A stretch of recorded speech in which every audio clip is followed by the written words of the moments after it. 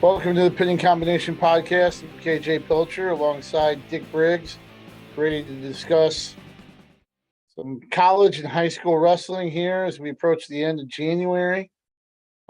Big week on the college level.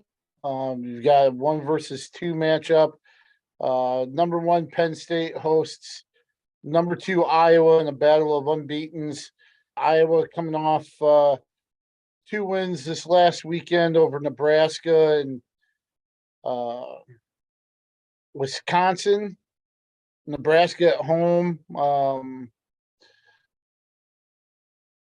Kind of one of the better duels I think Iowa has had as far as overall performance.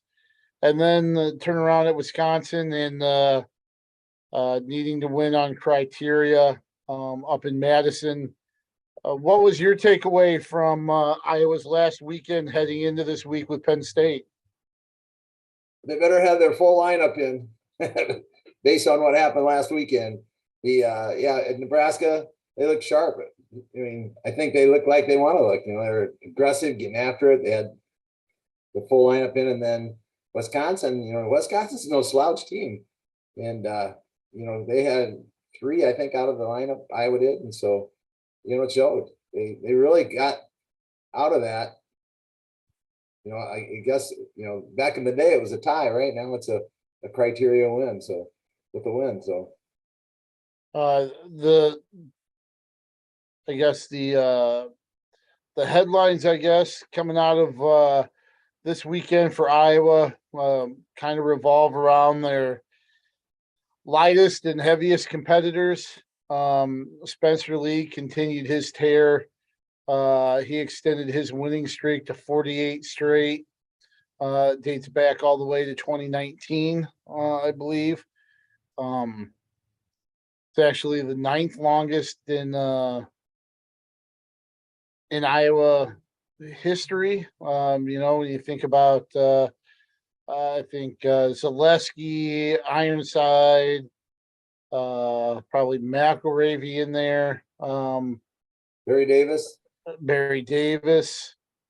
So certainly right up there with some Iowa legends. But the thing that really stands out, his 6th straight pin and his 4th one over top 8, 9 ranked guys, pinning Liam Cronin for Nebraska in 38 seconds, and then building this double-digit lead and pinning Wisconsin's Eric Barnett in the second period. I mean, this is Bruce Kinseth, Dan Gable type, type of a streak here. Right. So his last few wins have been pins, right? Over number 6, Wisconsin, number 7 ranked wrestler at Nebraska, number 3 ranked wrestler at Northwestern, number 9 ranked wrestler at Purdue. Illinois is Renteria, who's no slouch. I mean, he's not ranked, but he's no slouch. And then you can even go back to the Soldier Salute when he wrestled Drake Ayala in the finals, who, when Lee wasn't there, Drake was ranked. Right. So it's impressive is what he's doing. Sure, a lot of it has to do with him finally being healthy. Also, I don't know if there's a perception of doubters or something.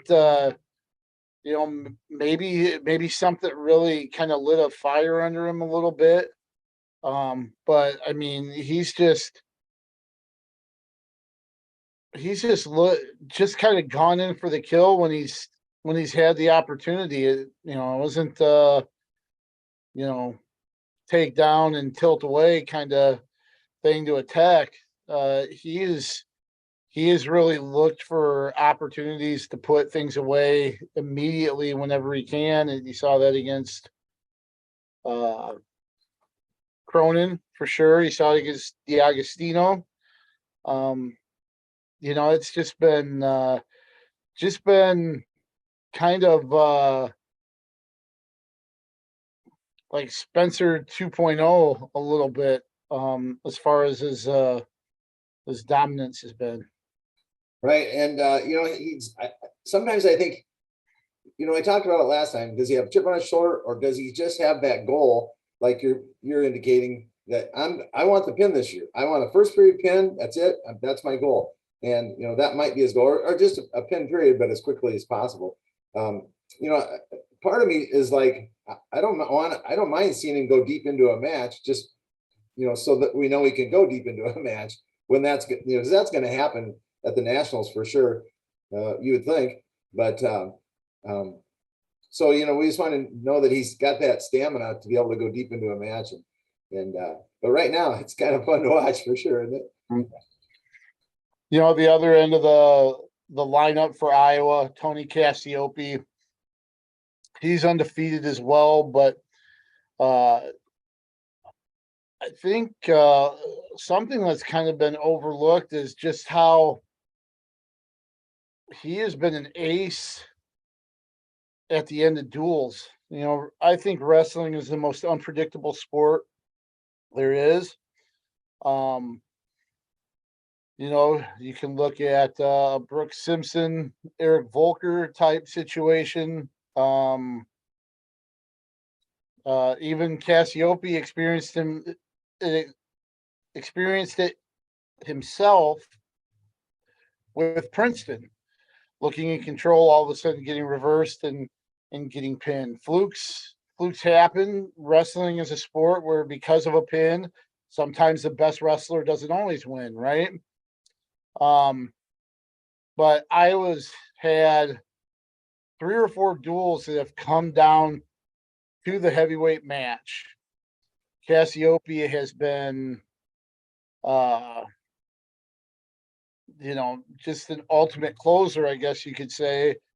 Did it with almost a major against Schuler in the Iowa State duel to secure that win. Stalled out his opponent against Illinois for that, and then Iowa was down by 3. He gets a decision over against him. People forget how good Hilger. At one time Hilger was ranked,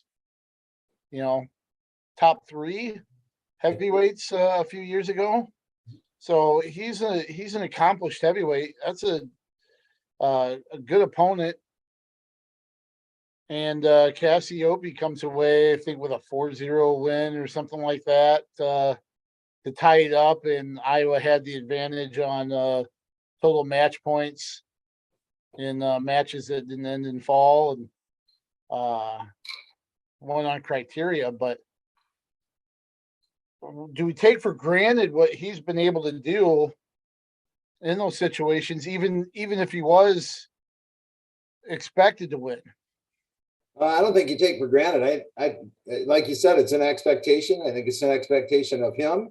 I think it's an expectation of his teammates and coaches, and certainly of the fans. I think that, that's an expectation. So I'm going to stay reserved on Cassiope until after Friday, because he's got his hands full with Kirk Levitt, and I don't want to snake bite him. I don't want to put that jinx on or whatever. So he's done a great job, and I'm not taking anything away from him by not speaking of him, but I want him to win this match coming up, because it's a big one. So right now, if we want to look ahead to this week with Penn State and Iowa, the probable lineups have Lee at 125. There's an either or with Teskey or Schriever, and we really can't overlook what Teskey did. He came back, returned to the lineup, won against Nebraska, and then turned around and I think had a nice win against Lamont of Wisconsin. So he returned to the lineup, and then he wrestled twice in 3 days, which I think is a good sign for Iowa. But he's either or at 133 with Schriever. Then you have Real Woods at 141. Then the other either or at 149, Max Murin, Caleb Rachi. Murin has kind of Oh, I guess you could say he struggled a little bit. Two of his last three matches have been losses to Yaya Thomas and Austin Gomez, two quality 49 pounders, but just kind of a rough stretch for Max. Caleb Rachi looked good at the Soldier Salute down at 149. He had a win over Anthony Acamendia, who used to wrestle for Ohio State. Lost to Max in the finals of that tournament. So I think legitimately you could see either or there if they want to give Max a little bit of a rest, but you know, um, I guess I assume that it's all hands on deck right now, and then you kind of have the perceived postseason group in the upper weights with Seabrook, Kennedy, Brands, Assad, Warner, and Cassiope, the only ones listed from 57 to heavyweight. With Murin, I think we need to have Murin in there. It's Rachi's done a good job, but like you said, Penn State is not a time to give someone a rest. I mean, unless there's something critical or something there. But Sure. so yeah, I think we need to have him in the lineup, and that's a pretty pivotal weight too. I mean, that's one that I think Iowa needs to win if they're going to have a chance to win this duel. I'm glad to see that Brands is back in there, and he's been in and out all year long. So I think that's another important one. Although he's got a tall task, but at least that's maybe he can help with some points by avoiding a bonus or keeping it close, or who knows, pulling an upset. So. No, I agree. For Penn State, you're going to get their group. There's an either or at 157 with Levi Haynes, who's currently ranked, or Terrell. I think it's Bearclaw. I think there's a little bit of with Haynes being a true freshman, if there's maybe a little bit of a debate whether or not to pull his red shirt. I think if he wrestled against Iowa, that would be his fifth competition, which would mean the red shirt's pulled for this year. Probably a half dozen of one, six of the other with that, because I don't know if Penn State necessarily needs him for a title run. And then on the other side of that, pull the red shirt this year, and they certainly could redshirt him one of the following seasons as well. I think somebody pointed out Nico Megaludis as an example of that as well, and that worked out really well. So let's do a little what if. So if you're going up the line, and we start at 125, which is probably a good bet that we're gonna, and so let's say Lee gets a pin, then we'll go at 33. RBY gets a decision. Then Woods wins a close match against number 4 Bartlett, and then Murin gets that win over Van Ness. So now Iowa has a 12-3 lead. Is that enough to pull Haynes out onto the mat, or do they have enough, do you think, confidence in the rest of the lineup to pull off a victory? See, that's what I'm guessing it would boil down to, right? I don't know. And to tell you the truth, I don't know if that would even be necessary if those matches played out that way. Just because, 49 through 65, I think, are real question marks. I think those are matches that could go either way. And you could wrestle them 10 times and you may get different results each time. Right. Those three are just so uncertain. Somebody asked me what I would bet on. I think the line, they've put betting lines on this duel, and it's Penn State -6, and I'm like, I wouldn't touch it just because there's such a variance on what could play out, and I think that's what 149 through 65. I don't think that would be the decision maker for whether Haynes Mhm. gets his red shirt pulled. Right. Um, And I know you're going after 49, but I'm going to throw in there as well, even though we kind of decided that, or I mentioned it, but I think that 41 is also a toss up, but that's of course after the 49. But really? it isn't Bartlett ranked fourth or something like that? Yeah, but I still would think I mean I'd still take what I don't see Bartlett even with him being ranked, he's ranked as high as 3 according to some of these rankings. I just don't think he's on the same plane as Real Woods. Um, Maybe that's just my uh me being naive, but um, I just don't. I think the first three are pretty clear cut as far as wins. Um, the only thing I would question is whether or not 133 is a decision versus a major. Um, but I just think Lee wins, but with bonus. Um, RBY wins, and I think that could very. I mean, we'll see. We'll see how that plays out as far as whether it ends up yielding any bonus points. And then I just, even with Bartlett's rankings, I just don't see him knocking off Real Woods. Okay, I hope you're right, but I've seen Woods where we've seen Woods kind of keep matches close. So at times, so if that happens, there's always a possibility. So, but I'm sure Woods going to pull it out. So I was thinking earlier when I was going through you had asked me earlier this week, and so I was going through it, and I go, wow, what a dream matchup this would be. And Lee, it'll never happen. It'll never happen. But if Lee were to bump up and Russell RBY, that would be a great match. At least it'll never happen in college. And because I don't see any benefit of risking Spencer Lee's knees, wide open match like that really isn't going to help Spencer in terms of. I mean, it's a marquee match and one for the ages, but I just think there's too much at risk injury wise to Spencer to even consider that, especially since he's got his body down. It's a 125-pound body right now. It's not a 133-pound body, and it's not easy to bump up and down like that. So, Right. So I don't see it happening. But boy, wouldn't that be fun if it did? Yeah, for sure.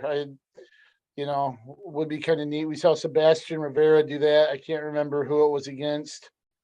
But remember Sebastian Rivera bumped up for a match once, for 33 to 41, just for the sake of it. But given Spencer's history, I mean, it's because of what he's done, it's easy to forget that he's still only a year and a couple weeks away from 2 ACL surgeries.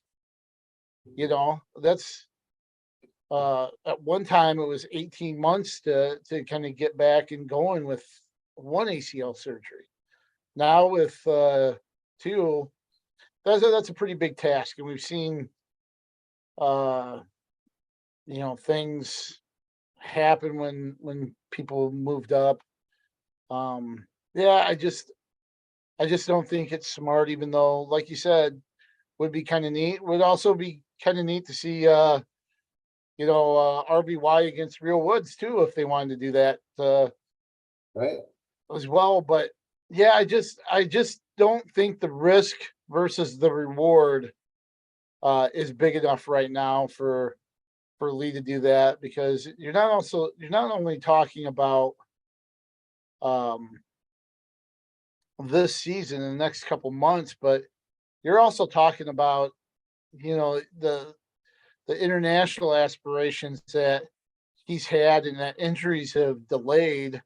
And the last thing that he wants to do is jeopardize being able to start making international runs here as soon as, Right. this summer and this fall. Right. So I know we've got different scenarios. I mean, there's one I've ran that where Iowa wins, and then more that I've ran that Iowa doesn't win. And so, like you said, it could be anywhere from a 3-point win to a maybe close to a 8 or 9 point loss. I think I think it could go anywhere from Iowa winning by 3 to Penn State winning 27-12, to be totally honest with you. Oh, wow. I think there's, when you look at it, I think one of the only one of the few givens, I think, for Iowa is Spencer to get bonus points.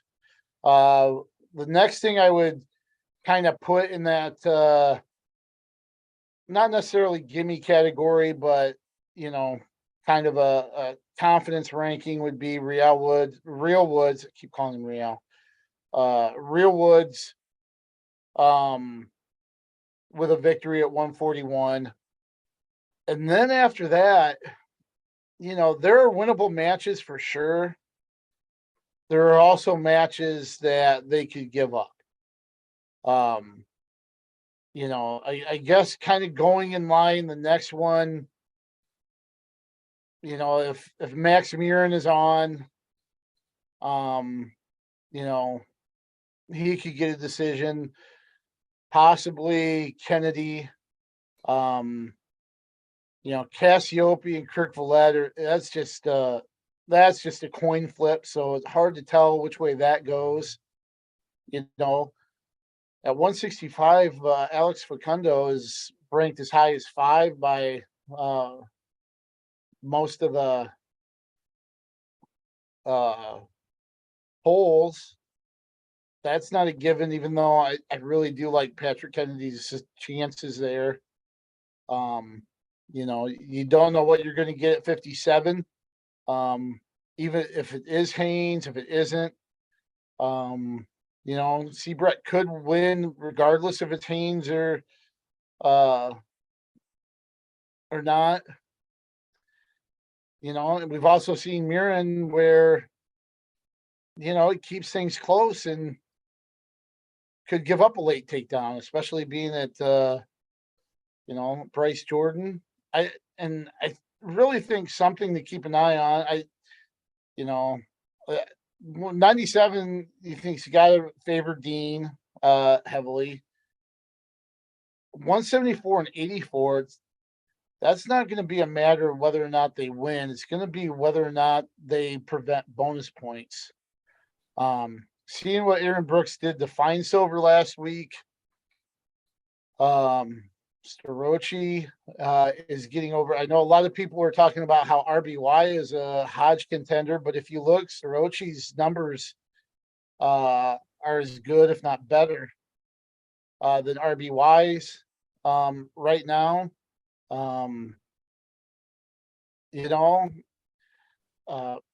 Brands has the ability to kind of stifle and be stingy, but that's going to be needed because giving up bonus points at 74 or 84 could be just as big as anything.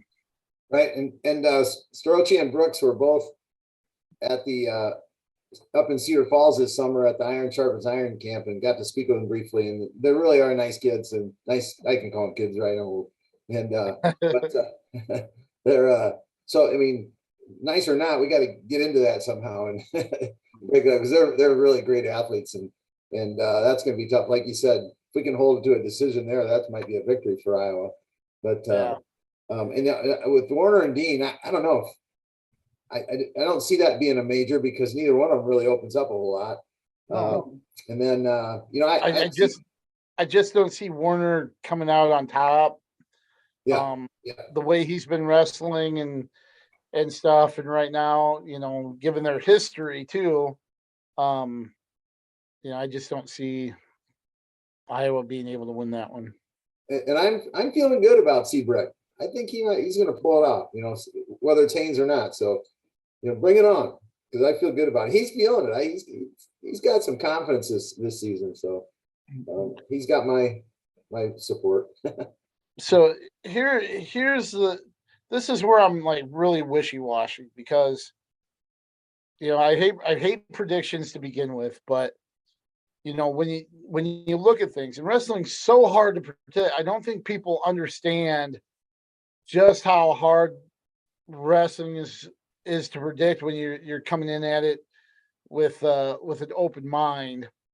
At 125, I think five or 6 points is given. I mean, you can almost bank on that at 125 for Iowa. So let's just say that's a pin again. So it's 6-0. RBY, that's almost one you could bank on. 2 right now, but is it 3 or 4? So let's just play devil's advocate and say RBY is able to get. It really isn't devil's advocate, but let's just say he gets 4. So 6-4 there. I think Woods wins. That's 9-4. Murin certainly has the ability to win there. 12-4. Seabrecht certainly could get a decision. It's 15-4, right?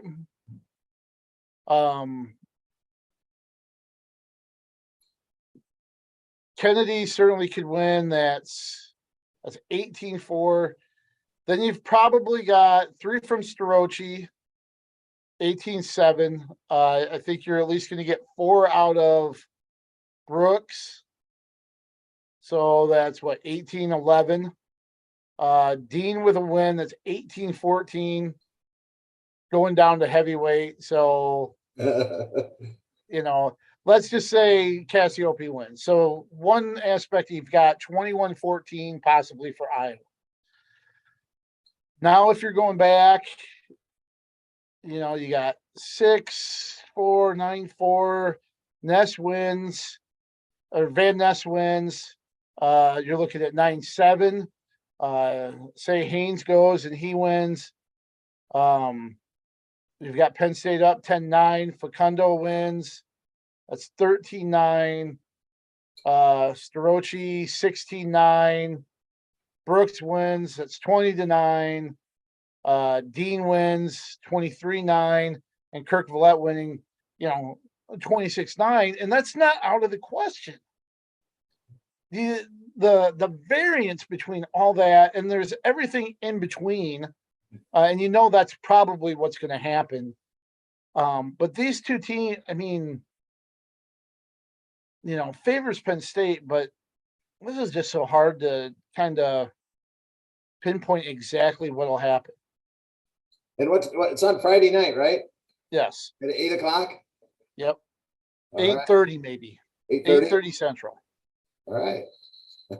So yeah, it's just crazy. I don't know. Do you want to take kind of a guess? No. No. No, I don't.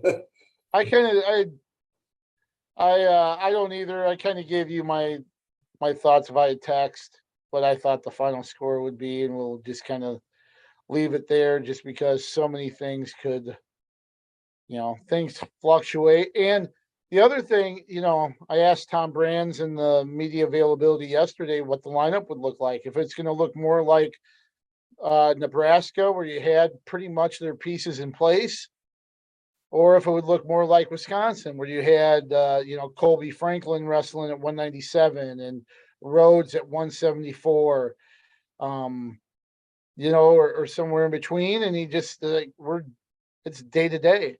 So the probable lineups that were released today may change tomorrow, and that may change again come Friday.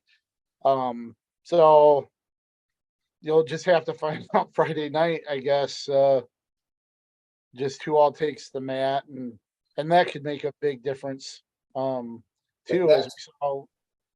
That tells me that if it's day to day, you got to look at the guys that were out in that last meet. So that tells me that Warner's probably not 100%. Brands may not be 100%. And who else was out? Murin was out. No, Murin wrestled. Murin, let's see. I think they had just about everybody else on the mat other than those two. Okay. So, yeah. So we'll see, but it should be fun. The fact that you have 1 versus 2 unbeaten teams. That's a marquee event. The interesting thing, and here's what I think. This event is what wrestling needs because, I don't know if you saw some of the social media buzz, but you've got people like Micah Parsons, the Dallas Cowboy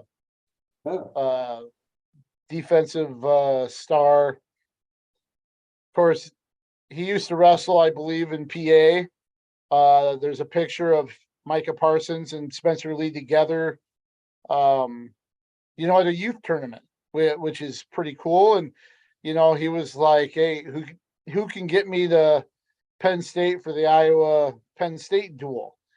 And Spencer Lee responded with, I'll get you there if you promise to sit, in the Iowa section and stuff like that. But the fact that this, Jersey Jerry, who's a Barstool sports personality, talked about attending and showed that he has a ticket for Friday night's duel. And the fact that it's extending out into, kind of mainstream areas, that's huge for the sport. And duels like this are the perfect avenue for that to happen. Right. And I'm going to change the avenue a little bit here, but as long as we're talking about, then you have the other big one. Isn't the Battle of the Bergs Friday as well? Isn't it Thursday? Or is it Thursday? Okay, but so you have 1 versus 3 now. That was reversed. I guess Wartburg was 1. Now they're 3 with their loss to Johnson and Wales at the national duels. But that Battle of the Berg, I've watched that when it ended up one way at the national duels, and then the other team won it in the Battle of the Bergs. So you never know what's going to happen there. So you got another big battle there as well. So yeah, and Wartburg's coming off a really big weekend at the ARC duels, winning 29 out of 30 matches. Of course, the other teams in that kind of pod for the ARC pretty overmatched. I know Central's had some good teams as of late, but Wartburg really took care of business there last weekend in Storm Lake. But let's talk about kind of the big swing through the Big 12 here, starting Friday as well. You got Oklahoma and Oklahoma State hitting Cedar Falls and Ames this weekend. Kind of interesting. I can't remember if we mentioned this last week or not, but just the fact that Oklahoma's going Friday, Sunday with their 2 duels, while Oklahoma State's going Saturday night, Sunday afternoon with its 2 duels. So kind of a big road trip for both Oklahoma schools and big weekend for UNI and Iowa State. Yes, for sure. And we mentioned, remember, UNI knocked off Oklahoma State last year in Oklahoma, in Stillwater. I think that's the first time that's ever happened. So the Cowboys are going to be coming in and wanting it back. They're not going to, they didn't like that at all. And that was kind of the start of their mess that they had, with their 97 pounder. And so, that anyway, but it's not an easy task coming in and wrestling, UNI, who's just out of the top 10, I think, aren't they? And then Iowa State, that's 4th. So some pretty good, solid Iowa teams. So it should be a fun weekend for sure. The one thing that I think this weekend sets up more than anything is February 10th, where I think this is kind of let's see, UNI has Cal Baptist and West Virginia after this weekend before Iowa State comes to Cedar Falls on February 10th. So a couple wins here, when assuming Iowa State does the same, you're looking at that Iowa State UNI being a top 10 matchup on February 10th at the McLeod Center, Right. which I think would be huge. Right. With four wins by the Iowa teams this weekend, that would set up the Big 12 dual championship, and give the winner, which technically they don't have. No, they don't, but mythically, technically, but yeah. So yep, and which is dumb, but yeah, I don't know. But in our minds, it'll be for the title, right? Yes, for sure. And, for the wrestlers, it definitely is, and the coaches. They're yeah, setting that up. So yeah, that's a long ways off. We being the Iowa teams need to win 4 meets this weekend and the meets prior to that as well. So, but you're right. It's fun to look forward to that. Yeah, and there's some really good matchups promised.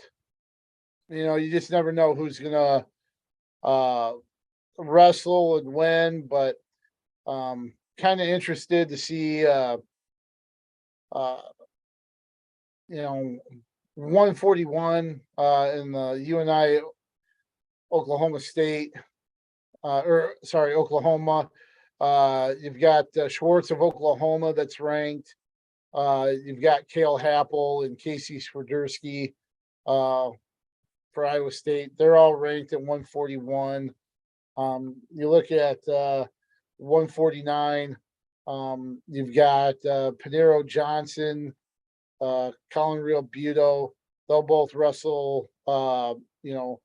Mitch Moore, who's ranked 14th, and then Victor Volinovich of Oklahoma State, which is ranked 19th as well. So ranked matches there at 149. At 157, you got Caden Gefeller and Derek Holschlag there. That should be a fun one between UNI and Oklahoma State.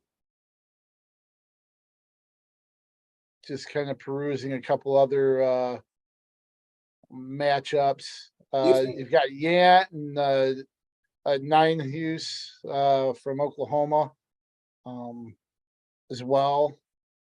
So, KJ, do you have probable lineups for UNI and Iowa State? Are they showing their? No, I'm not seeing probable lineup. I don't see probable lineups. They usually their sports information doesn't kind of release those like the Big Ten schools do. I'm just kind of going off the rankings and kind of using that as a possible lineup there. But 184 too. You've got Keckheisen and Coleman obviously for UNI Iowa State, who are 2-4 if they do wrestle.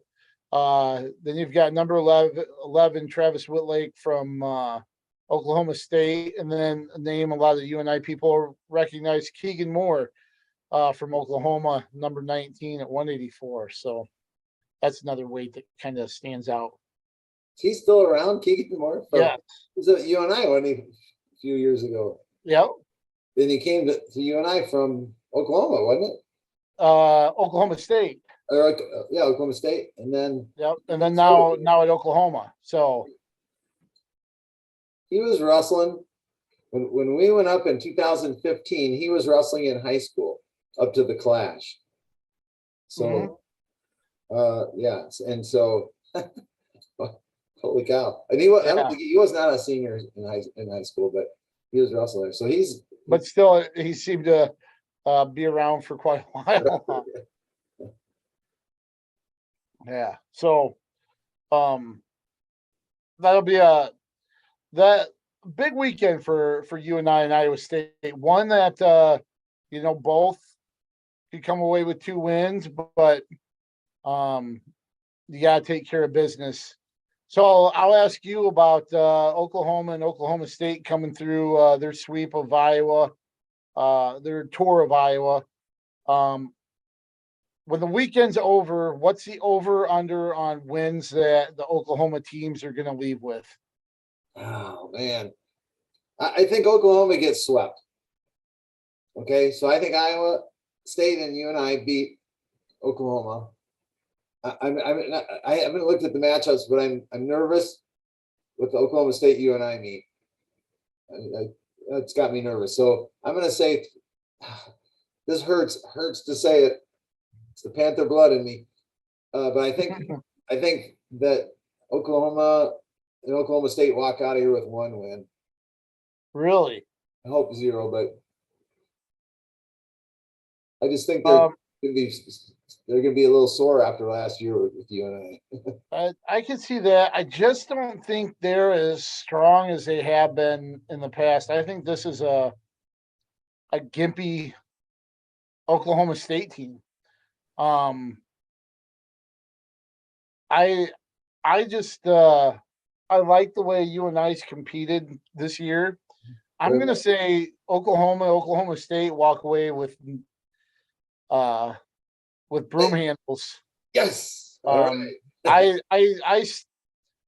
I think they come away with a goose egg. I think they combined to go 0-4. Think it could be close at Cedar Falls. I think Iowa State handles both of them. But I just think UNI. I think we're going to have a top 10 matchup when Iowa State and UNI face each other in February, and they're going to take care of business from now until then.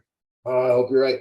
And I think I just like the way that UNI has built their schedule this year. How they competed. They haven't had very many dual meets, so they're still hungry there, and not very many home meets even. So, So, man, I hope you're right. That's like I said, I haven't looked at matchups, but let's go. Get the broom, sweep them out of here. One other thing about UNI I kind of want to bring up, kind of for personal reasons here, is I want to congratulate you as part of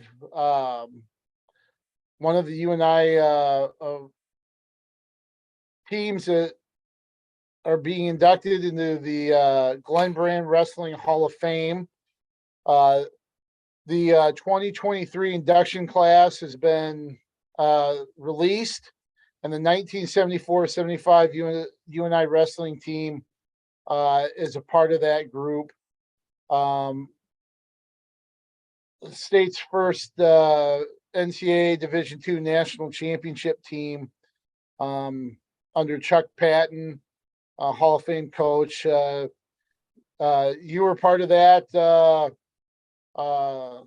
You're part of that team, and you're going in with former Ballard prep and college All-American Rachel Waters, Iowa State,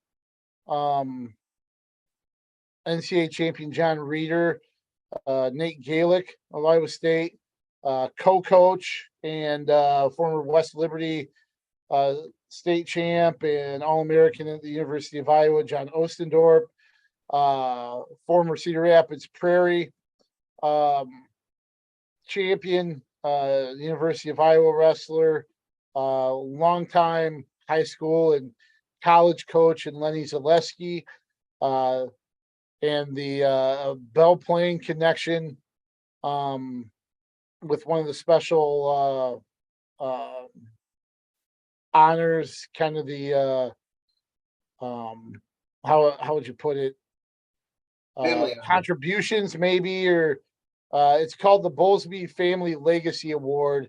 and that's going to the Hinchburgers and Shedenhelm families connected to Belle Plaine, and I believe Hinchburgers wrestled at Wartburg and Coe, and Shedenhelm wrestled at UNI as well. So a good honor for them. And then Josh Schomburger from the I think Iowa City, that's done a lot to get the World Cups and USA Wrestling World Team Trials and US Opens to be held in Iowa City. And then of course our colleague, our late colleague, Mark Ryland, also being honored posthumously as well. So, but congratulations to you for being part of that 74-75 UNI national championship team that's going into the Glen Brand Wrestling Hall of Fame. Pretty awesome and well deserved honor. Thank you. Here's my contribution to the national championship, and I did contribute. I was on the varsity. I did qualify for nationals, and I won a match on the backside. So my whatever it was back then, point or half a point or whatever it was. So that's my contribution to that national championship team. And then I got to tell you, contribution. That's right. So as I'm the only one. I was thinking about this the other day. That was on both the 75 and 78 national championship team that contributed points towards it anyway. And as far as I know, that's the only two Division II national titles won by an Iowa school. Obviously, UNI went Division I in when my brother took over. And so speaking of that the Shedenhelm family, I remember I was coaching and I was at one of the freestyle tournaments, probably Belle Plaine, and I saw this kid wrestling. I go, man, this kid's good. So I called my brother and said, Don, who was the coach at UNI, and said, man, you got to take a look at this Shedenhelm kid. He's pretty decent. Don gets him up, signs him up at UNI, and Shedenhelm went on to be at least an All-American once and maybe more. And was that Kurt? That was Kurt, the oldest one. Yeah. And then Kevin was the younger one. And then the Hinchburger family, obviously, they did so well.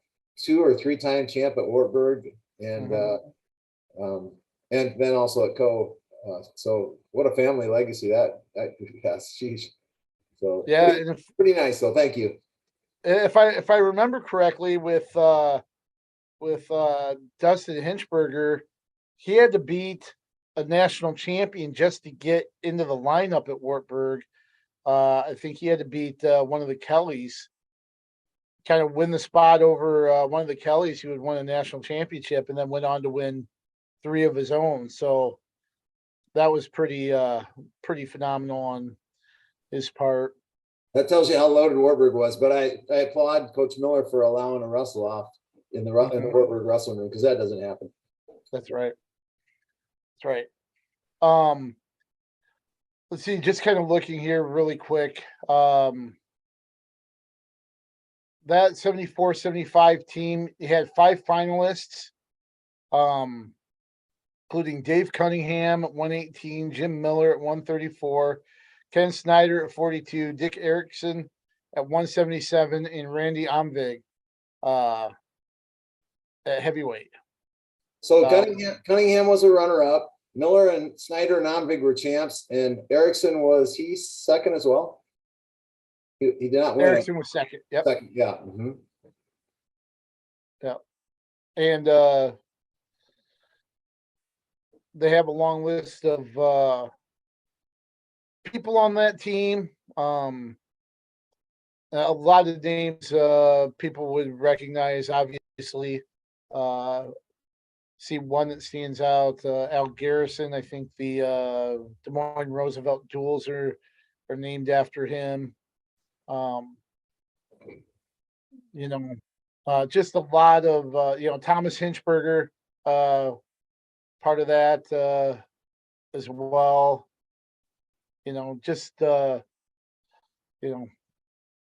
Pretty successful group there under Chuck Patton. Yeah, that was fun. I was I was lucky to be involved in that.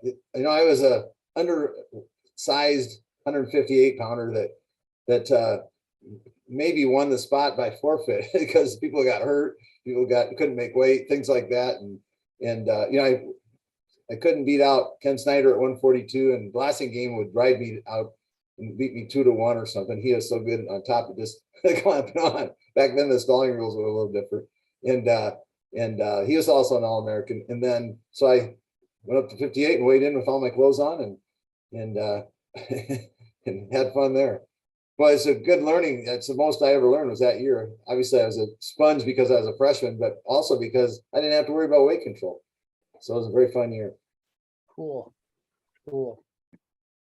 So look forward to that induction. I'm assuming probably in June.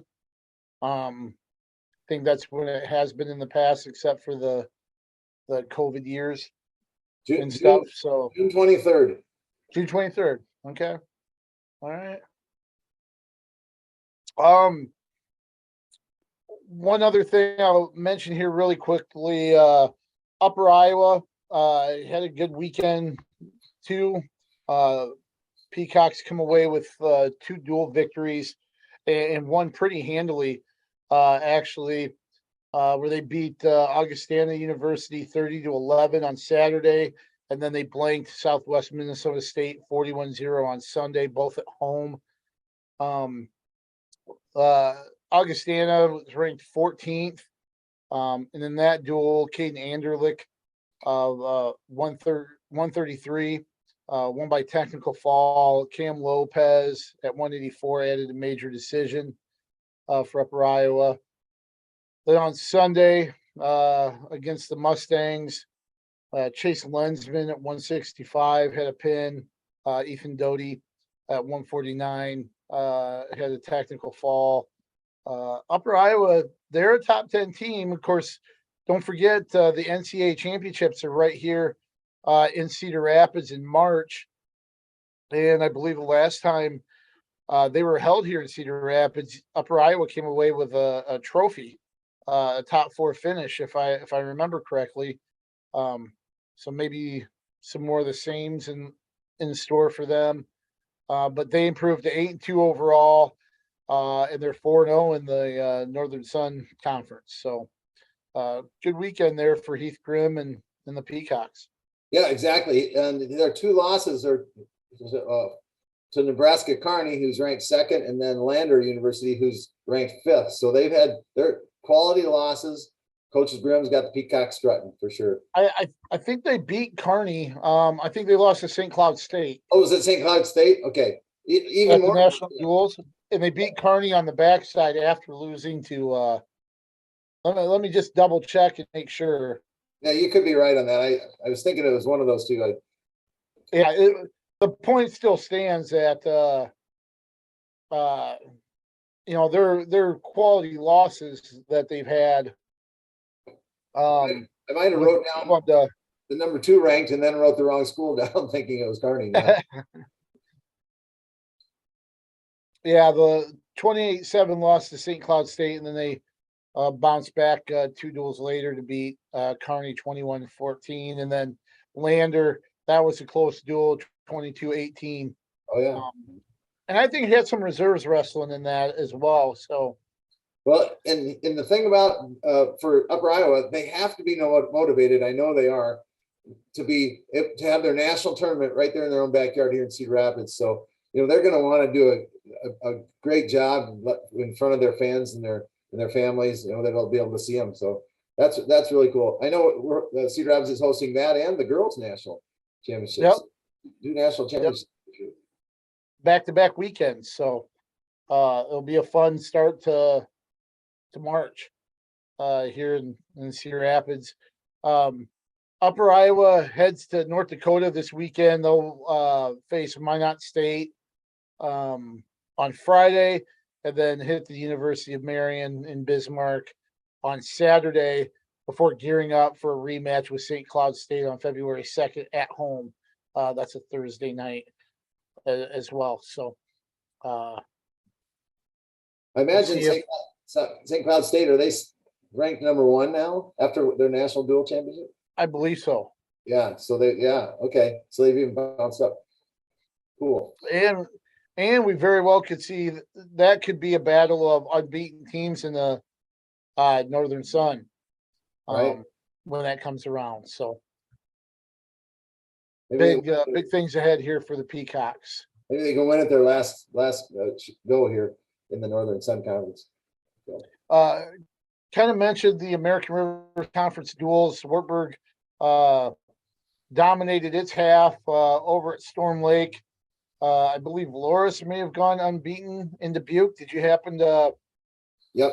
Loris went 4-0 in duels. Remember that pod has 5 teams, whereas the other pod has 4 teams. So they have 4 duels in this pod. So Loris beat Luther 29-17, Nebraska Wesleyan 49-3, Simpson 43-3, and then they beat Co 24-16. Good, and Co is ranked 19th, which I think is low, but after their stumble in that first round at the national duels, it's probably deserving. But I think they're a better team than that.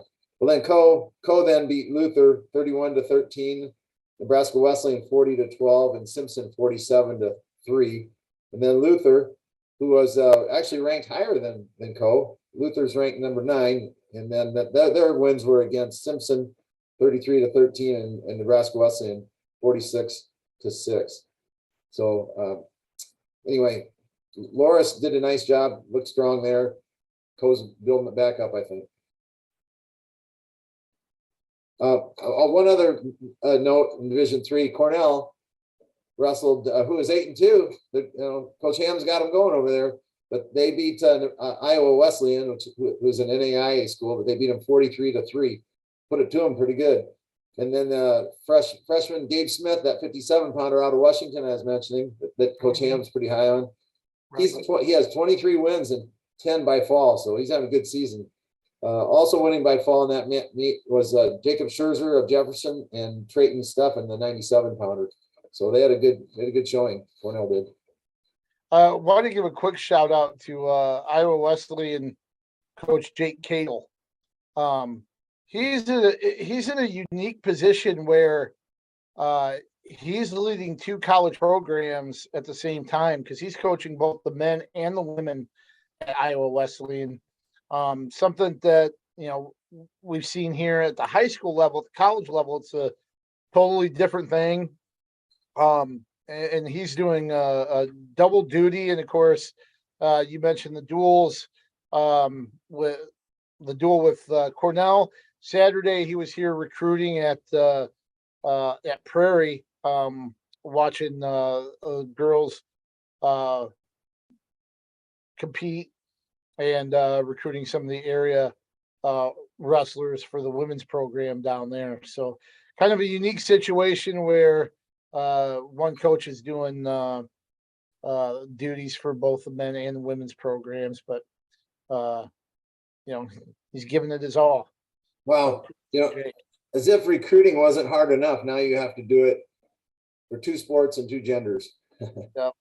Yeah. And, still trying to go along with, getting your current wrestlers prepared and ready for competition, stuff like that. So, there's that. Well, let's transition to high school now. Kind of a big weekend before conference meets start up this weekend. Of course, the girls' postseason will begin. Regional duel fields are set. Just kind of a real crucial time of year. I'll just start with I was at the Prairie Title Tournament on Saturday, the girls competition, and I know I mentioned this in my story and tweeted it out. This was not the Mississippi Valley Conference girls tournament. For whatever reason, the MVC did not want to declare it as a conference tournament. I'm not exactly sure what the reasoning was behind that. That's just what Some of the tournament officials kind of mentioned it. So even though it consisted of all the MVC teams, it's what is expected to become the MVC tournament super meet on the girls' side starting next year. So try to follow that logic from the conference. I don't get it, but it is what it is. And but the Prairie, very exciting competition. Cedar Falls comes away with a team title. Um, Cedar Rapids Prairie was second. They had 4 champs and I believe 7 in the finals overall. Cedar Rapids Kennedy was third with a couple of champions as well. The thing that I thought was kind of interesting about it, and it's not really a surprise, I guess, when you think of the start, there's going to be some parity, but you had 8 teams that had finalists. All 8 teams that had at least one finalist had at least one champion. So I just thought that was kind of neat. You had 8 different schools represented by individual champions when it was all said and done. Right. So, yeah. So that being 8 of the 9 top teams, I'm going to make a note. The 14 teams in this tournament, Xavier shares with whom? Marion. With Marion. So they would be in with the Marion schedule, and then Waterloo East is no longer in the MVC. Is that correct? Correct. So of the 15 teams, 14 were there. One note though, Dubuque Senior, who took 5th in the Prairie tournament, also took 2nd in the East Buck girls tournament. So they had some split up there. Other than that, I think it was pretty much all of the MVC girls were at Prairie. So yep. For Prairie, you kind of mentioned, we had their duel with Cedar Falls that went down to criteria last Thursday. Of course, the difference between Cedar Falls and Prairie, just 4 points, 206 to 202 with Cedar Falls and Prairie. So in the matter of 3 days, 2 really close competitions with those 2 programs. For Prairie, Maya Roush at 100, Mackenzie Childers at 125, Erica Brakovich at 155, and then Jade Heenick at 140, all won titles for Prairie. They had a couple other opportunities as well, but just unable to make up those last 4 points. For Kennedy, Jocelyn Stricker and Ella Brown won titles at 170 and 190. Interestingly, 2 of them are training partners. Stricker, a first-year wrestler. Ella Brown has been wrestling since 4th grade. Preseason nationals runner-up. So you've kind of got both ends of the spectrum there with experience. Both workout partners and both coming away with titles. So I thought that was pretty cool. Right. And I'm going to back up to Cedar Falls and Prairie, the competition they've had the last couple of weeks that we've got to enjoy. Mm-hmm. I got to look, I've watched Cedar Falls in 2 tournaments now, up at the Anamosa tournament and at Prairie, and they've walked away with the team title, but only with 2 champions. And Really? It's been different girls each time at each of the 2 different tournaments that I've seen. Prairie has a little bit more of a threat. To me, I think they can outscore Cedar Falls at the state tournament. Not saying they can win it, but I think you might be able to see that this little competition between the Cedar Falls and Prairie maybe flip-flop when you get into that state tournament where it gets spread out a little bit. That's my prediction anyway. So we'll see what happens. Yep. And the 2 champs for Cedar Falls this last weekend, Lauren Witt at 105, Hope Chiatello at 110. So two things that just on the Cedar Falls Prairie competitions, we watched Erica Brockovich knock off I think the number 5th ranked wrestler from Cedar Falls Right. on Thursday night. That was a big win for Brockovich. And then in the duel, Cedar Falls bumped up April Halser from 125 to 130. That turned out to work in their favor. I think they exchanged 6 and 6 there at 25 and 30, with Mackenzie Childers getting a pin, and then I believe Halser got a pin, which turned out to work out well for Cedar Falls, who went on criteria, right? Mhm. In the finals at the Prairie Title Tournament, Childers pinned Halser in 152. So Mhm. that's a quality win for Mackenzie Childers, pinning a top a ranked opponent. Right. I've got to see Kinsey Russell a couple times this year. She looks good. She's on a roll. And I kudos to Brockovich. She's just on a roll right now. And then also Jade Heenek. She's really going strong as well. So that's where I think they have some strength in there to do well at the state. Plus Jade's sister, what's her Claire.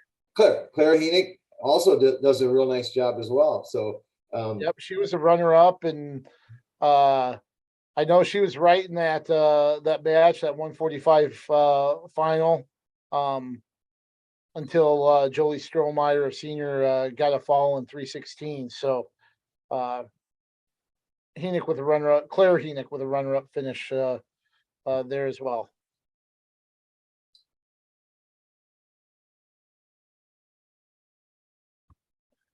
not a surprise for Linmar with a champion Allie Jelinek. She's also done a very nice job this year. Yeah, the kind of the leader there for the Lions. I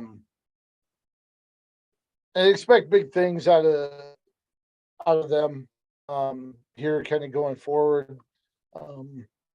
Before we go on onto the boys results, let's just hash out the girls regionals here coming up on Friday.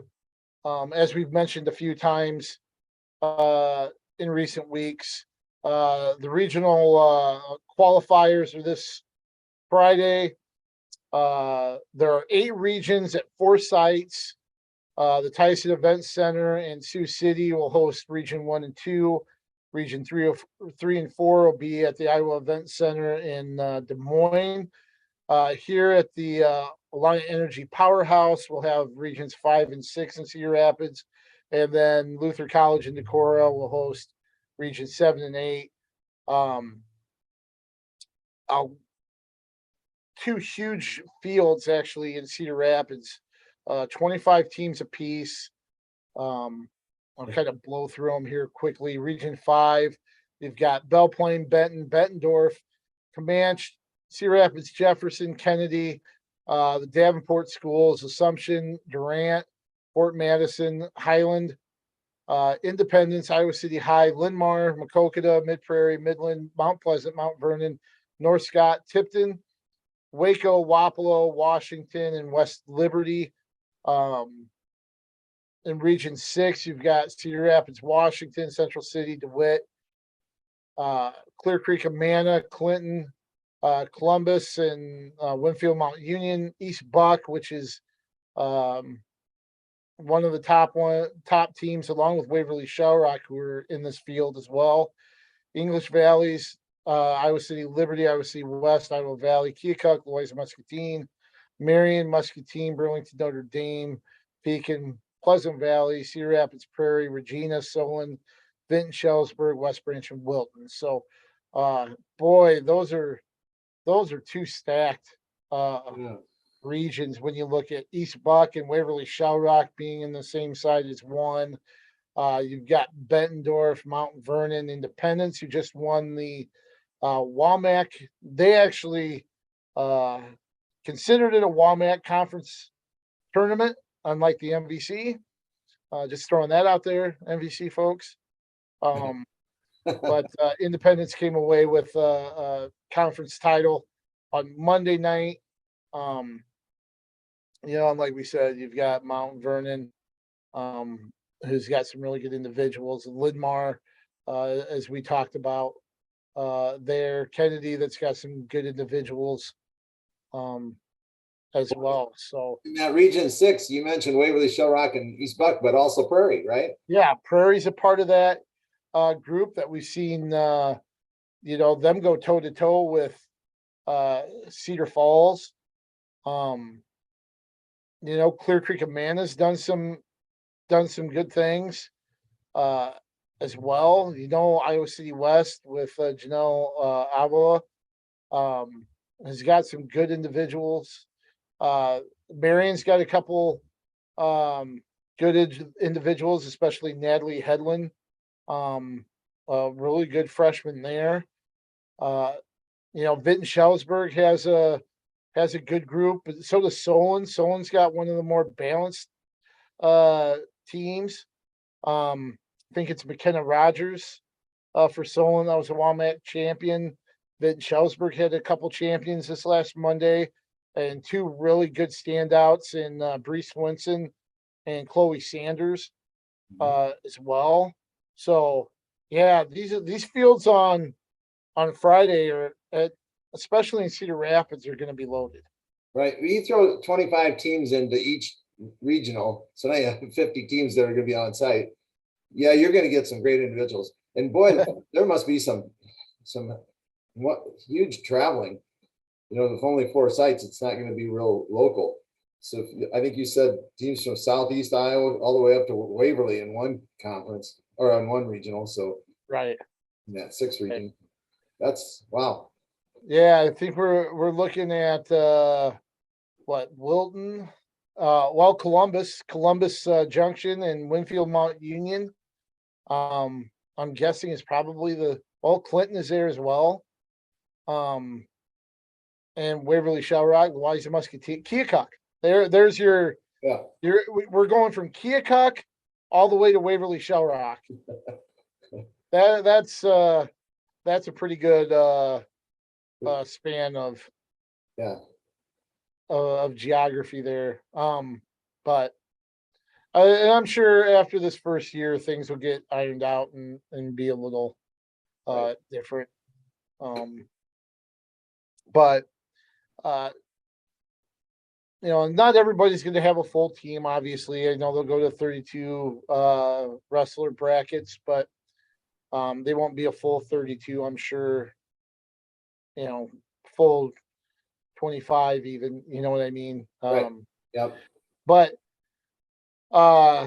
let's see, they'll wrestle all the way to a true 4th, I believe I read. So that's going to be a lot of matches for some, even though I know they got a special dispensation about the number of matches wrestled in a day.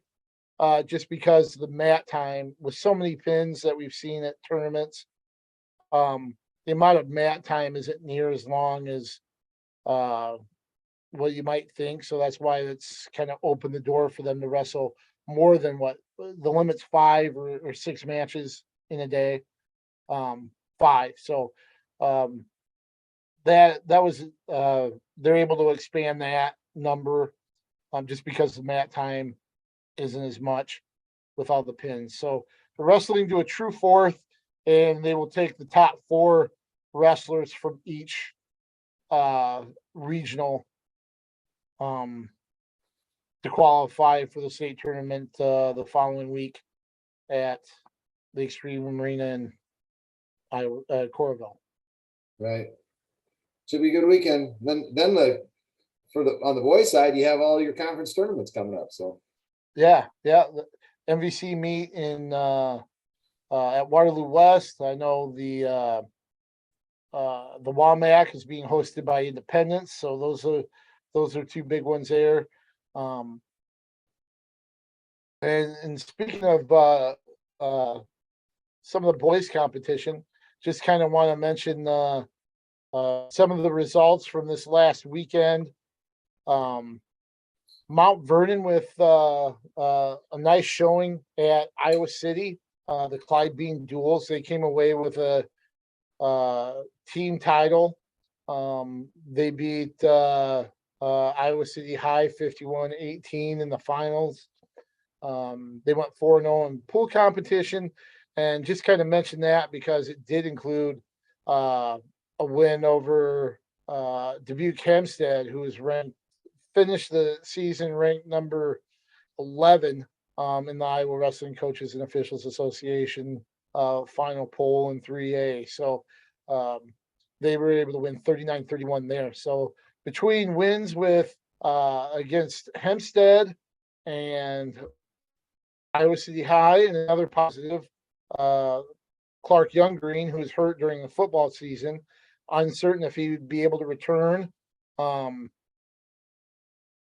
He saw action in one match this last weekend for Mount Vernon, so that's big, and you kind of understand why they climbed number 4 in the coaches rankings in Class 2A, and are going to host a regional duel. They've had a great season. Well, that's great news. I did not notice that Young Green was back in the lineup. That's real good news for Mount Vernon and for him. And that was a devastating injury at right at the end of football season. But something that kind of a couple of things. First of all, have you been in the new City High gym? Oh my! I have not. I was there Sunday. It's so nice. Oh my gosh! In their wrestling room, it's 3 mats long. It's huge. It's wonderful. So the facility that they put in is something to be proud of. And I'm not a coach anymore, but I'm still jealous. I don't care. That's beautiful. That's really neat.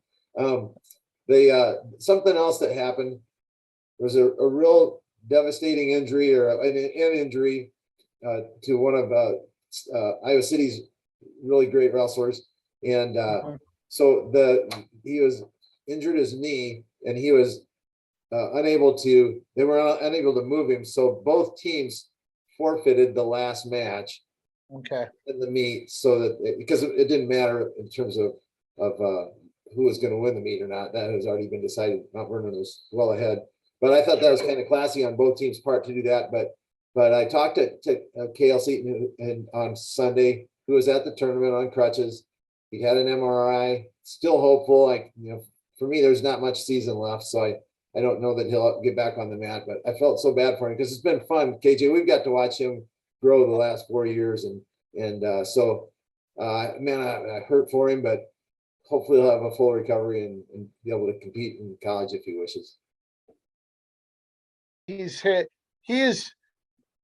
I know, like our midseason, we talked about some of the top performers, right? And the names of kind of the regular names we threw out. Peter and Paez and Gabe Arnold and Nakaborns and stuff like that. But Cale Seaton had put together one of the most impressive seasons to date. He really is. He's a heck of a competitor, and it's fun watching him compete. But he had put together awesome season. I know with Jesaraga not wrestling at Southeast Polk, he'd moved to number 1 in the latest rankings. But he was somebody that was certainly a title contender and provide a lot of extra points there for City High, which, I think at the state tournament with him and Arnold and Keeter all having title chances could have bumped them up into the top 5 for sure. And that's just a tremendous loss for the team. Obviously, the most important thing is hoping that he gets better. He's able to recover fully from that, because it sounded like it was a pretty gruesome injury. Exchanged messages with his mother, Amber, just to kind of get some perspective on his mindset. he was trying to tell his mom that he was going to come back, that he was going to come back and wrestle. That Spencer Lee wrestled without 2 ACLs. I can come back and wrestle on this. And she was like, well, we'll see what the doctor says, Yeah. you know. Yeah. But that just kind of tells you what kind of warrior he is. And Right. boy, unfortunate, and hope he's just able to recover fully, because he was a heck of a competitor. Right. Is a heck of a competitor. Right. And and a heck of a young man, just really a classy kid for sure. He told me he had an MRI right away. So by Sunday he had already had it, but was going to have it read by the surgeon or the physician or whoever on Tuesday, and then they would know. Well, obviously, I haven't spoken to him since then, but yeah. So heck yeah, he was hopeful when I was talking, and I'm going, oh boy, there's just not enough season left. You know, what are we, two Right. weeks, 3 weeks out from districts? About 2.5 now. Yeah, 2.5 now. So yeah, that's not enough. You know, Spencer Lee might have done that, but he had some time to recover. And Yeah, he had. People forget that Spencer Lee wrestled without one of his ACLs for over a year, so he was able to build the muscles around that and kind of prepare himself, and knew what he could do and how to do it, even without. So right. yeah. And I also talked to Coach Connell, who he said, I can't even talk about it. I said, I didn't sleep last night. I can't even talk about it. He was distracted that day by the tournament, which was a good thing. But he was hurting bad for Kale as well. So it's just, you never want that to happen. But there's a great young man that certainly didn't deserve that. But for sure. City High still finished second there at their tournament, and of course, both of these teams, as well as Hempstead, in the regional duels that we'll talk about here shortly. One other thing on the Clyde Bean duels, when I was talking to Coach Connell, I go, boy, we've come a long ways from holding these matches in your old wrestling room, and even farther since in the old gym when I was doing some duels with Clyde Bean. He said, did you know that City High, in the history of their wrestling, I don't know when they first started wrestling, in the history of their wrestling, they've only had 3 coaches. That was Really? what Coach Connell said. Clyde Bean, Brad Smith, and himself. I did not realize that. 3 coaches. That's crazy. Wow. That's got to span. Well, I know Clyde Bean was a coach when my brother was wrestling in the mid 60s. So that's a long time. Jeez. Yeah, 60 to 70 years where you only have three head coaches. Yeah. That's pretty amazing. I can't think of any other program that can say the same. Nor can I. Speaking of one of those Iowa City High coaches, Connell's predecessor and his old City High coach, Brad Smith. We talked about him and him approaching the 700 win plateau, and he finally hit it on Thursday night. Lisbon beat North Cedar 74-6 for his 700th career dual victory. Has already been the all-time wins leader among Iowa high school coaches, and is the first one to reach 700 dual wins. After wins with Midland and North Lynn, he sits at 702 in his 45th season coaching at Lisbon and at City High. Yeah, I know I contributed to that total, so not me, but our teams did. Right. But we got a few on the other side too, so. I know we talked a little bit about Limar Prairie on the girls' side. On the boys, they went down to Clinton for the annual Bob Luders Invitational. They finished first and second down there respectively, which good showing for both. Linmar had 4 champs. Malik DeBow at 113, Kane Nocturborn at 138, Grant Kress at 152, and then Tate Nocturborn at 182. This is a nice little gear up for both teams for the MVC coming up. The Lions had 212.5 points. 12 medalists with 9 that were 5th or better. Prairie had 12 place winners as well, just 2 finalists. Blake Jimo at 120 and Alex Bumba at 126. And they were kind of a ways back at 173 points. But the kind of the marquee match of the day in the 120 pound final, it was Lisbon's Brandon Paez and Jimo. The two of them have wrestled in 5 state finals so far. Jimo, a 2-time runner-up in 3A. Paez, a 2-time champ and 3-time finalist in 1A. And Paez came away with a 5-0 decision in that between the 2 future D1 wrestlers. Paez going to UNI and Jimo to Iowa State. Right. Great battle there. And then also Lisbon's other champ, Wyatt Smith, has just been rolling this year to include him. And Prairie had 12 in the top 8. So they finished second, like you said. So great showing by Prairie there.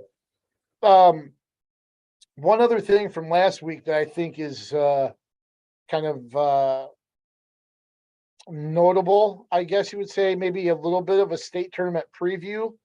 As far as 3A goes at the Ed Winger Classic in Urbandale. You had Waverly, Shell Rock, Southeast Polk, and Bettendorf all in the field. And that's how they finished 1, 2, and 3. Waverly Shell Rock with 200 points.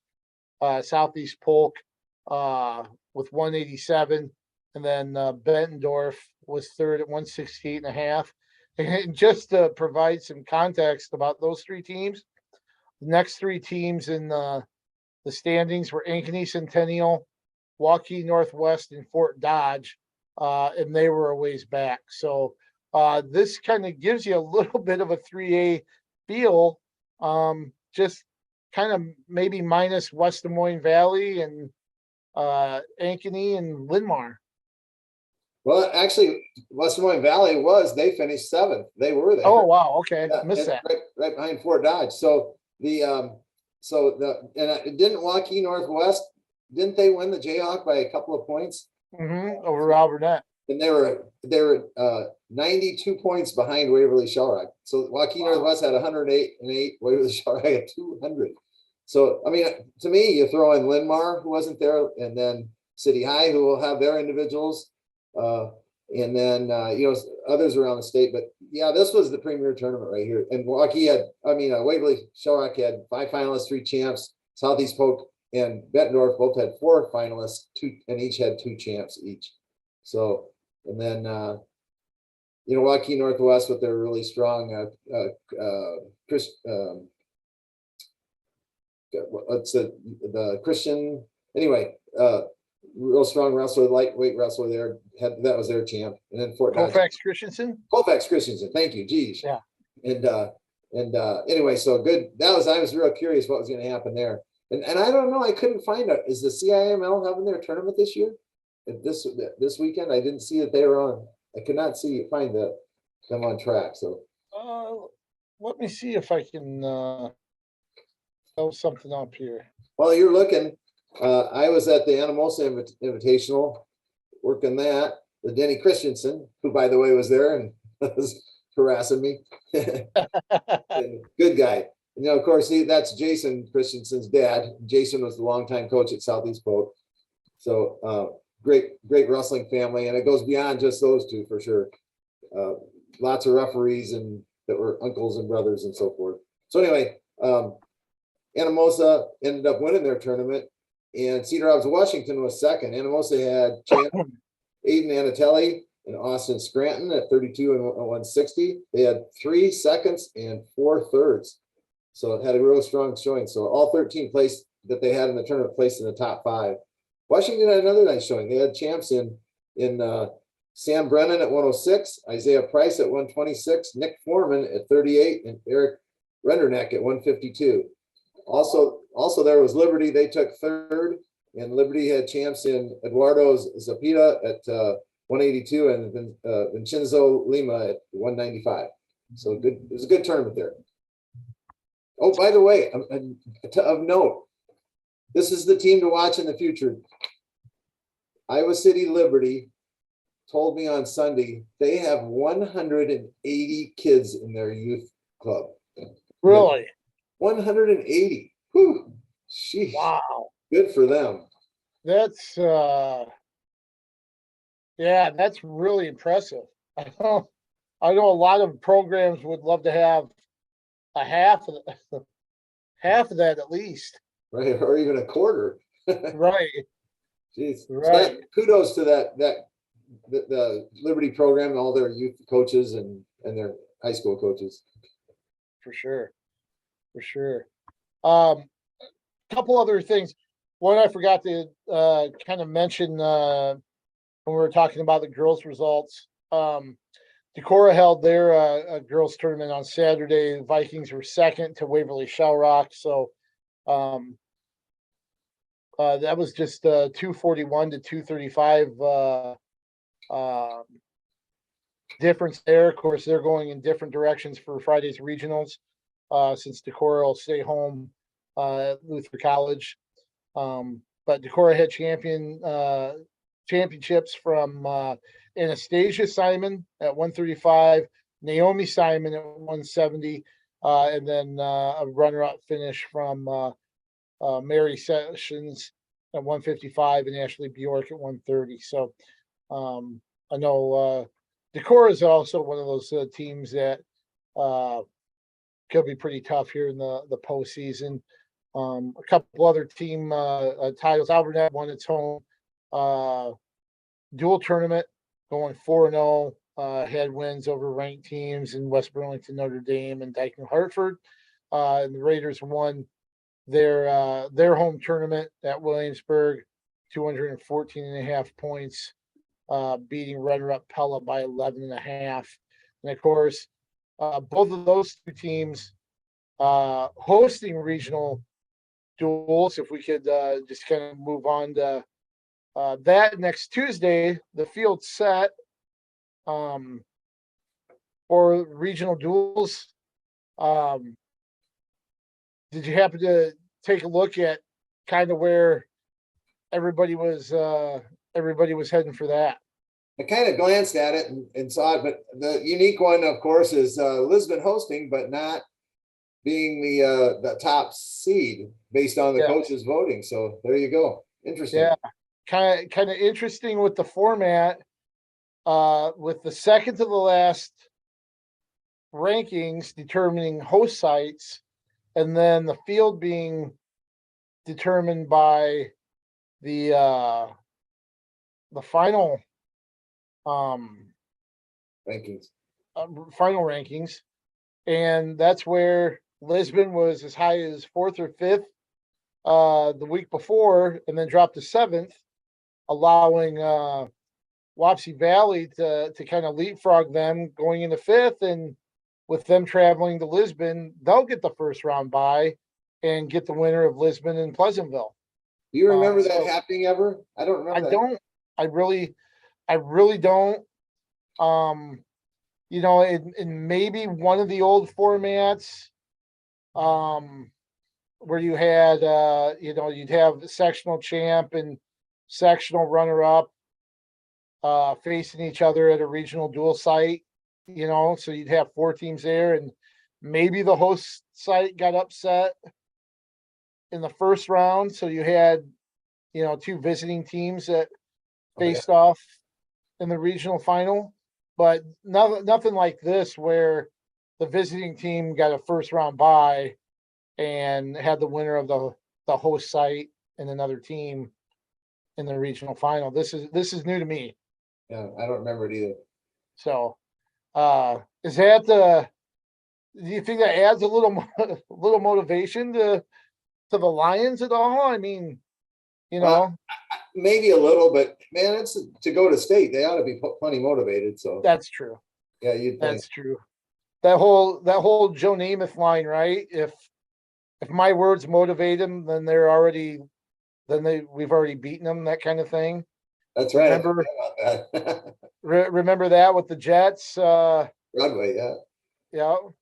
Um, so yeah, if they're not motivated enough, just for having the regional duel or having the state duels berth on the line, then but that should be a good one. Wapsie Valley is quietly put together a really strong season, both tournament wise and duel wise. Um, hopefully Lisbon is healthy and at 100%. That we've covered a couple of their duels and they're missing some guys and trying to get guys back from injuries. So we'll see if they can overcome a couple open weight classes and have everybody else back and give it a run against Wapsie Valley. Right. Yep. Go ahead. Well, I was going to say, I think their 6-pounder is back. Lisbon's. He's, if I remember right, he's back and has done pretty Wes well. Sadler. Yeah, Sadler Wesley. Yeah, the last couple of weeks. So there's a good one to have back For sure. So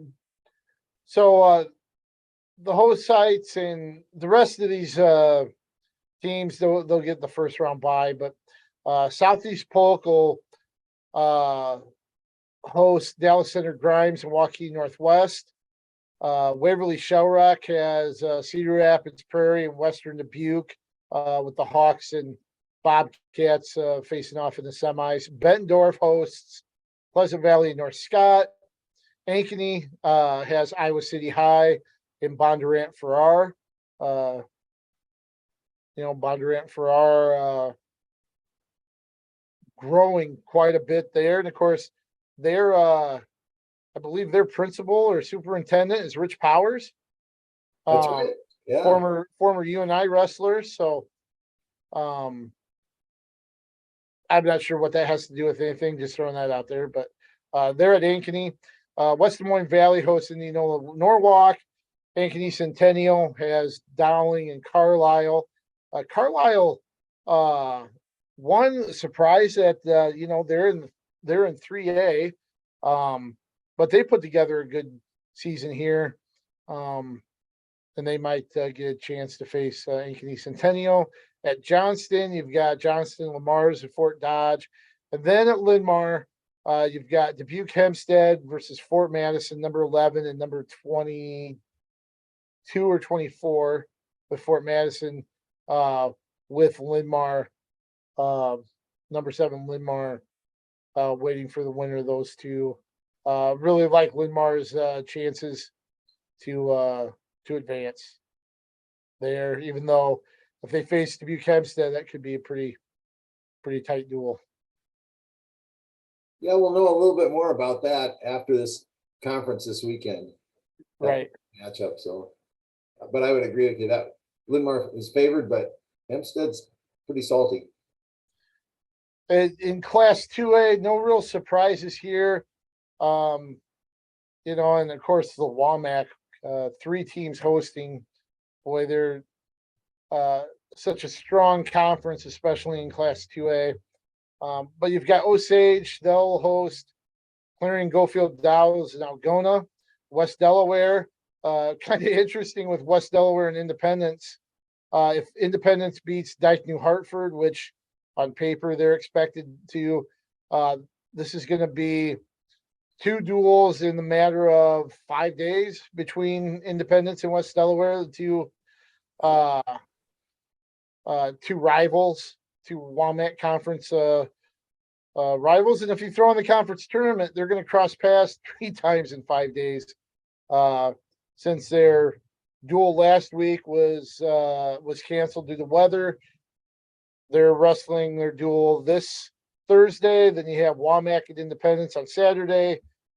Regional duels possibly, like we said, if Independence beats Dyke New Hartford at West Delaware on Tuesday. So kind of an interesting situation there with Indy and West Delaware. Right, in a 5-day span. Wow.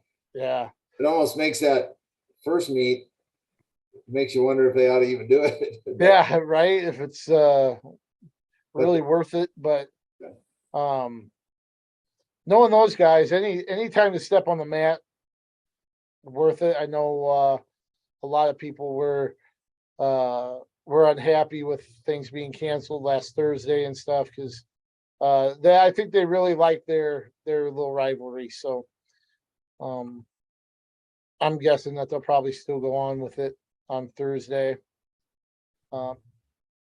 Sergeant Bluff Luton will host Atlantic and Boynton Hall Rock Valley and another.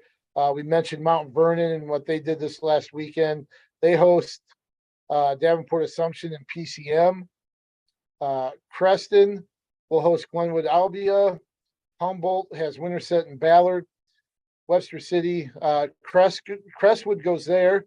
That's kind of interesting because I think Crestwood may have jumped into the top 8 for the last rankings. I'd have to recheck, but I thought they were on the kind of verge and moved up into the top 8. And of course, they're going to go on the road. They'll face Carroll, and the winner gets Webster City. Crestwood is number 8. You're right. So that was another one where if it was a week earlier, they could be hosting. Instead, they're hitting the road, and that's going to be that could be if they beat Carroll in the semifinal or the first round, could be a pretty competitive duel with Webster City. And one, I'm not so sure Crestwood might not be the best team in that pod, but we'll see on Tuesday. And then Williamsburg, they'll host. They'll have the winner of Notre Dame, West Burlington, Notre Dame at Knoxville. West Burlington, Notre Dame's got a strong team. Not sure they're as strong duel wise as they are tournament wise, but I still think they're ranked near the top 10 in duels as well. So Notre Dame is number 10. Williamsburg is number 9 in the last rankings, and Knoxville is 21. But so go figure. Neither one of them are in the top 8, and one of them's hosting, right? Right. Yeah, Crestwood, because they switched. From the and Williamsburg was ranked 7th last week. I'm not sure what caused them to drop down to number 9, but because they did a nice job this weekend, so I don't know either. They've been really improving, if you ask me. But that's the fluctuation. With the coaches voting, it's just not. Yeah, we've talked about that anyway. In Class 1A, real quickly, you got Don Bosco hosting West Hancock and Waterloo Columbus.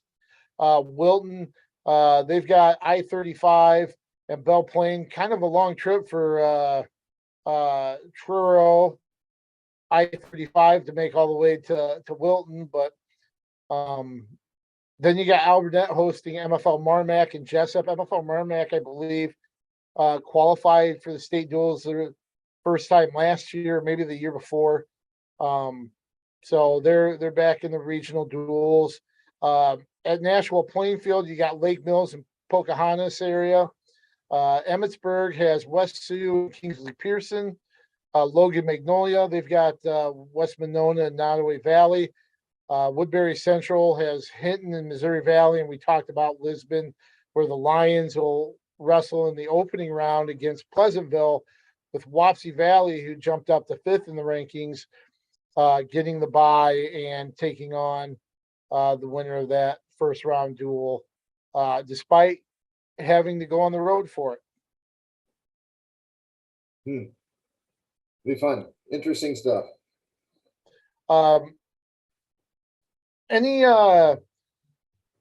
Anything for the MVC or for the conference tournaments this weekend? I kind of leapfrogged that to talk about the regional duels, but a big weekend this weekend. I guess the thing that stands out to me is the possibility of having knocked Gabor and Arnold 3 at Waterloo West in the 182-pound finals at the MVC Super. Right. So let me ask you this. Let's go this way. Okay. I'll give you a conference tournament. You tell me the one, maybe even 2 or 3 top teams you think might win it or contend. So let's start with the MVC. I think Linmar is a heavy favorite to win their second in a row. I think Dubuque Hempstead is probably their biggest challenger there. And then I would say Cedar Rapids Prairie. I would have said City High before, but without Seton, seeing the way Prairie's really kind of solidified some things, and they've got that lower weight group, I would go Linmar, Hempstead, Prairie for the MVC. How about you? I'd say Seton is probably at least 20 to 24 points, maybe even more.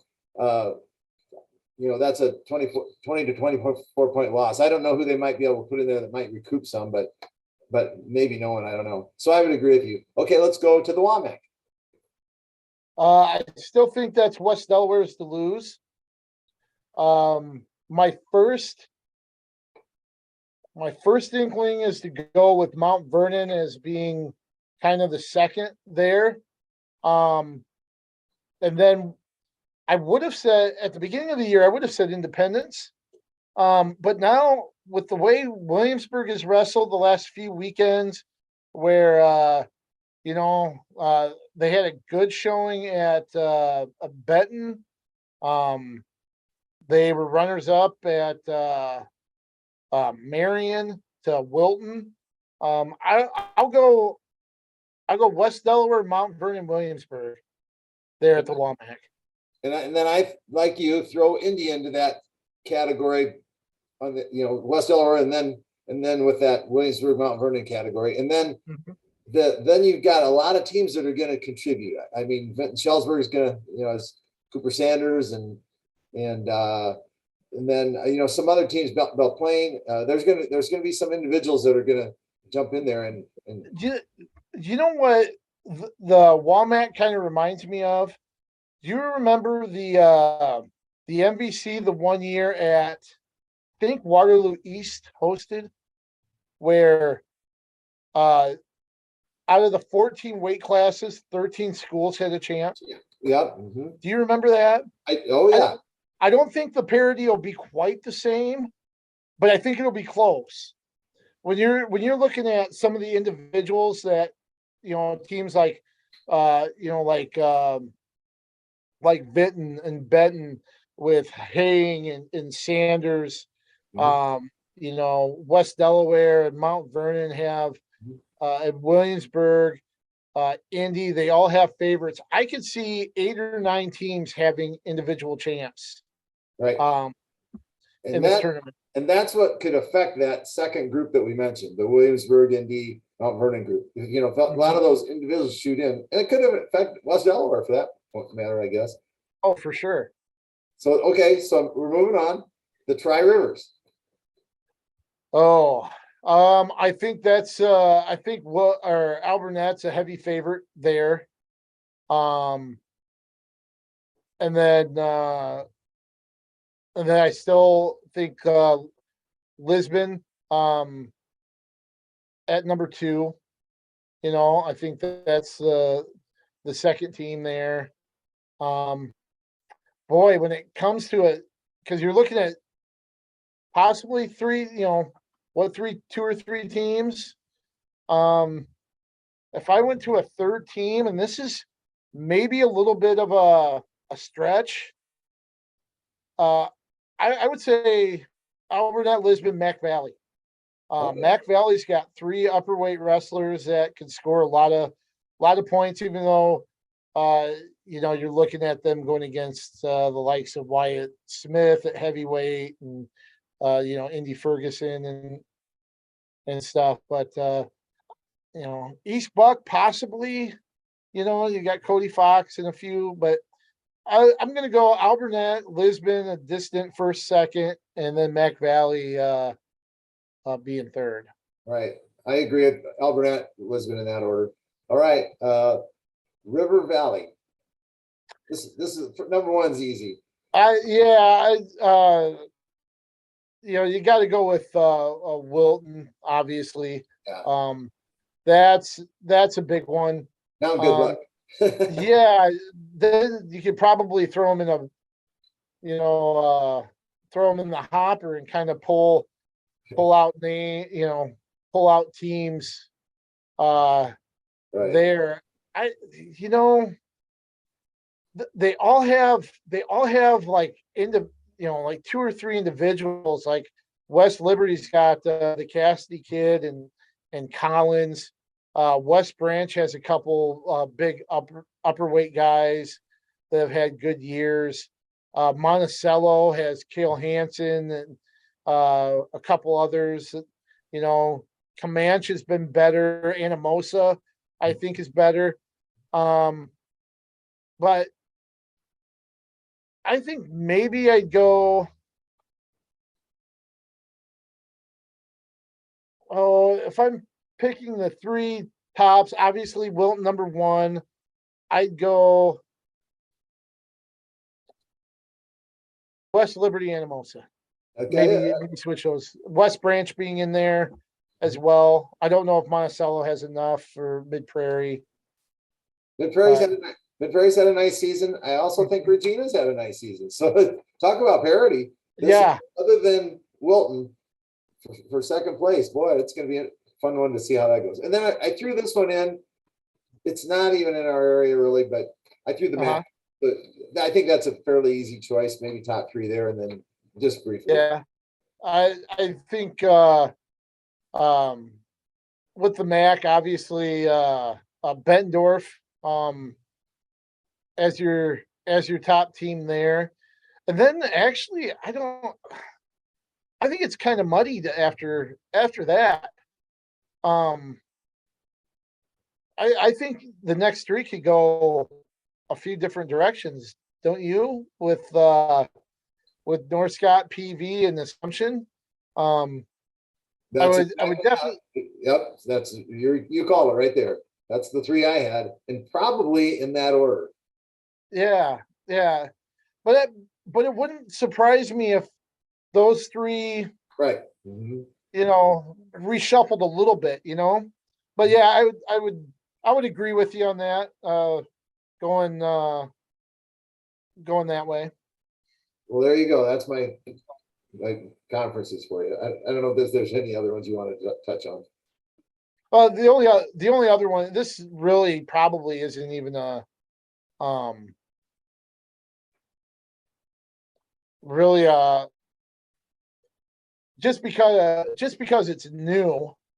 Kind of mentioned this one a little bit just because it's different, but the Iowa Alliance Conference, there with some of the new teams, since we mentioned, kind of the CIML. These are the former CIML teams, where you've got Ames, Des Moines East, Des Moines Lincoln, Des Moines North Hoover, Roosevelt, Fort Dodge, Marshalltown, Mason City, Atumwa, and Waterloo East. I guess that really is probably Fort Dodge and the rest after that. Maybe Ames, Mason City, possibly. But it'll be interesting to see how competitive the whole field is, because remember, this was a conference kind of brought together because they were dealing with competitive imbalance in the conferences that they were in previously. Yeah. Right. Waterloo East being in the MVC, many of the other schools being in the CIML. So it'll be interesting to see if they get what they kind of desired when they created this conference, at least on the wrestling side, if we'll see that competitiveness.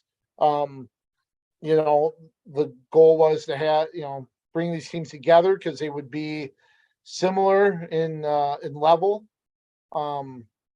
as a whole, not necessarily wrestling speaking, but we'll see if it pays off on the wrestling side of things. Obviously, Fort Dodge head and shoulders above the rest of the field, but if the rest of them are pretty close and tight, it's kind of what they were hoping for, and we'll see if that kind of plays out Saturday.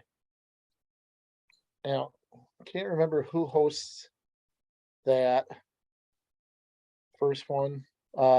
It'll be at Des Moines North to kick off. So is the CIML still a conference? Yeah, it's still a conference. It's just I could not find different, but I don't see their conference tournament on track wrestling. Yeah, I'll have to find it. That's not important.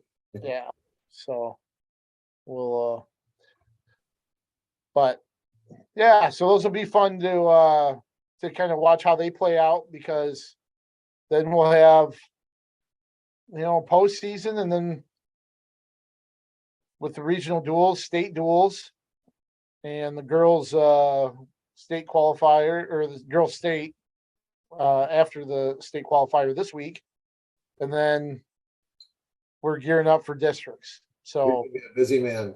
this is really I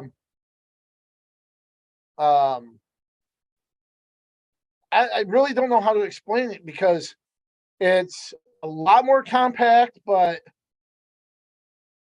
there is kind of a gap. Once you get through the barrage of regional duels, girls state duels, then there's a little bit of a gap between that and districts that used to be filled with 2 days of regional duels after sectionals. And then, of course, after districts, you're trying to set up for not only one state tournament preview, but also preview for the traditional state tournament after state duels. So this is new territory for coverage. So we'll see how it goes. Could go smooth. Could be a train wreck. It makes sense with the moving of the state tournament from Wednesday before state to the 2 weeks before. It spreads it out a little bit for you, so you're actually going to be able to get to sleep the week before state. A little bit. There's going to be a lot to do. With the traditional tournament being 4 days instead of 3. 3 again, but it should space things out technically to be able to maybe not be so overwhelmed in that gap between districts and the state tournament in Des Moines. So we shall see. But so Thursday night, we're going to be on TV for our finale, our dual finale of the. We're going to have Cedar Rapids Kennedy at Cedar Rapids Washington. I am still up in the air on Saturday, depending on what we can get. If we can get somebody to cover the MVC meet at Waterloo West, I may go to the WAMAC at Independence, or vice versa. Are you going to be anywhere officiating this weekend? I'm at Waterloo West. You're going to be at the MVC meet at Waterloo West. All right. So, any final thoughts before we close things up? Oh, good show. All right. So a lot of action going on this week. Obviously, on the college level, on the high school level, we're in the middle of a busy and exciting time of year. So I just want to thank everybody again. Thanks for dedicating your time to us and watching and listening. We appreciate everybody out there for supporting the sport of wrestling. Coach Briggs, thanks as always. And why don't you send us out? Let's keep wrestling on the move.